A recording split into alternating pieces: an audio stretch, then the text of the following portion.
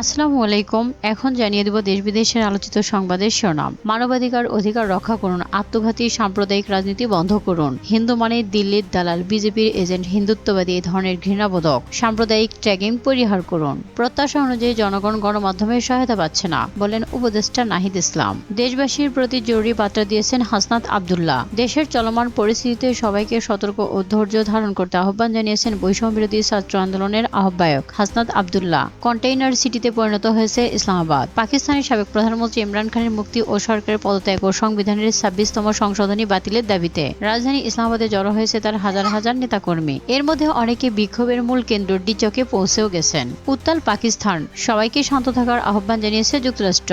সব বাধা পেরিয়ে ইসলামাবাদের মূল কেন্দ্রে ইমরান খানের সমর্থকরা। পুলিশ, রেঞ্জার্স ও সেনাবাহিনীর সমস্ত বাধা পেরিয়ে ইসলামাবাদের মূল কেন্দ্র ডিচকে পৌঁছে গেছে পাকিস্তানের সাবেক প্রধানমন্ত্রী ইমরান খানের সমর্থকরা। তবে ডিচকে পৌঁছানোর পর তারা আবারও